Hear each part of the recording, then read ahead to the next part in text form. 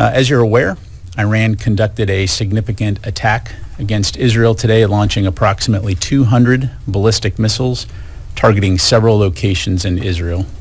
We condemn these reckless attacks by Iran, and we call on Iran to halt any further attacks, including from its proxy forces.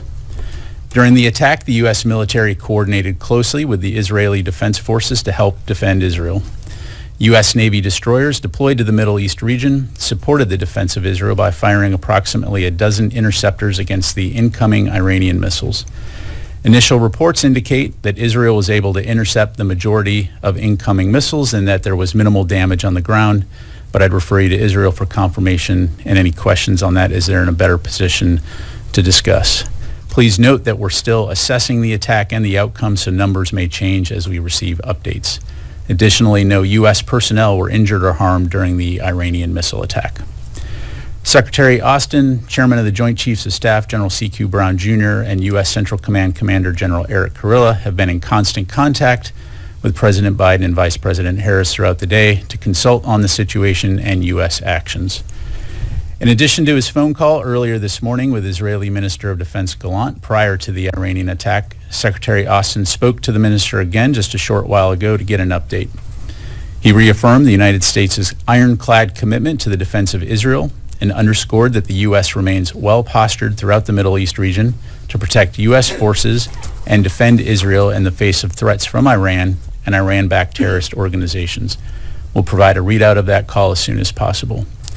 To be crystal clear, as Secretary Austin has said, should Iran, its partners, or its proxies use this moment to target American personnel or interests in the region, the United States will take every necessary measure to defend our people. And separately, I do have an update to provide on DoD support to Hurricane Helene response efforts, but I'll provide that at the end. With that, I'm happy to take your questions. We'll start with AP. Tara. Thanks, General Ryder. What Navy destroyers were involved in helping shoot down and intercept? And given this escalation, what's being communicated between Secretary Austin and Minister Gallant right now in terms of tampering things down and potentially avoiding a wider war?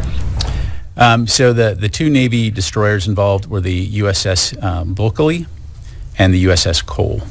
In terms of the conversations between Secretary Austin and Minister Gallant, I won't get into the private discussions other than to say we are consulting closely with them on next steps and the continued defense of Israel. And then, are there any plans underway to conduct a NEO given the increased risk of a wider war? Right now, there has been no order to evacuate. As you've heard us say before, we are a planning organization, so we, of course, plan for all contingencies. But as of right now, State Department has not called for an evacuation. Jennifer.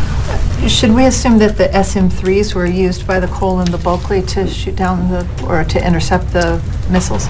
I'm not going to get into the specific type of ordnance, Jennifer, other than to say, again, they fired a dozen interceptors. And Iran said that they gave a heads up to the U.S. and to Russia.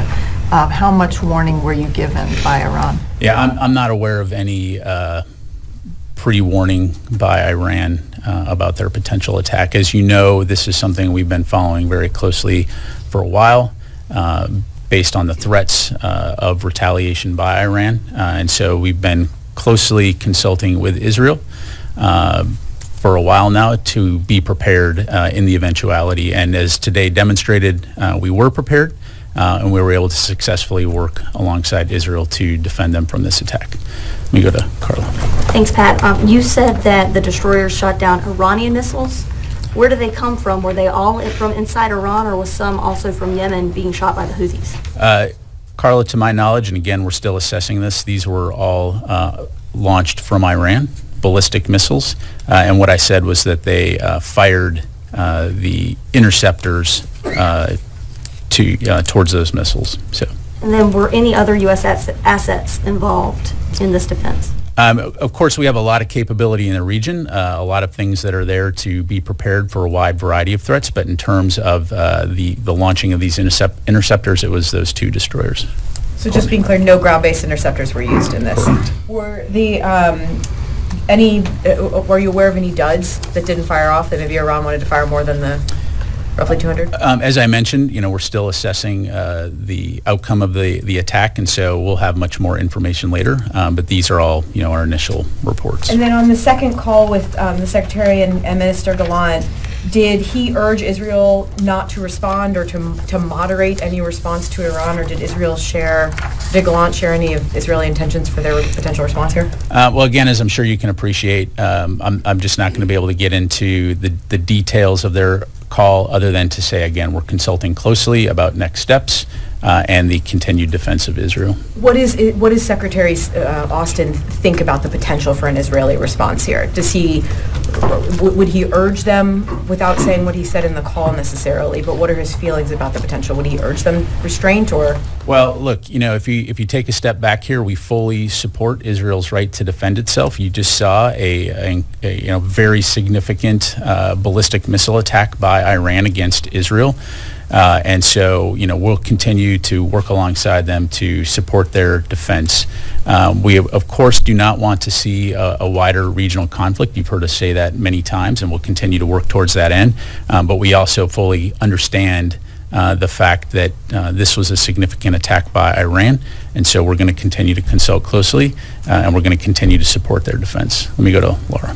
Thank you. Just a couple of clarifications. You say that the U.S. destroyers had intercepted or shot down the missiles, or just that they fired? I said that they fired approximately a dozen interceptors against the incoming Iranian missiles. Okay. And were there any U.S. aircraft that shot interceptors at Iranian missiles? What I've read out is what participated in the defense of Israel. Okay. And then, sorry, just one more. Can you say if there were any drones or cruise missiles that were involved in the Iranian Again, attack? still assessing it right now. It appears it was ballistic missiles, no drones, but again, we'll continue to assess. Let me go to Joseph, and then we'll come here. Thank you. Just wanted to turn to the Israeli invasion in Lebanon. For the past couple of months, the department and the secretary have called for de-escalation. You guys have voiced your opposition to any ground incursion, invasions, limited operations.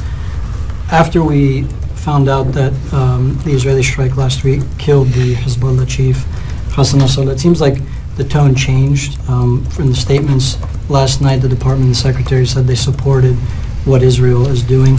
So what changed for a change in that tone and that stance from the department? Yeah, I think the biggest thing, Joseph, is we fully support Israel's right to defend itself against Hezbollah. As we understand it, they will be conducting limited operations to destroy Hezbollah infrastructure that's arrayed along the border there that could be used to threaten Israeli citizens. And so we're continuing to consult with the Israelis to better understand how they intend to go forward. Obviously, I'd refer you to them to talk or ask questions about details regarding those operations. But we fully understand as part of their overall efforts to return people home that they do need to address those threats that are along the border there. And so all that to say, we will continue to consult with the Israelis and other partners in the region long term about how we can ultimately de-escalate those tensions and get to a ceasefire. Have they asked for any help from you guys doing whatever it is that No. they want to do? No.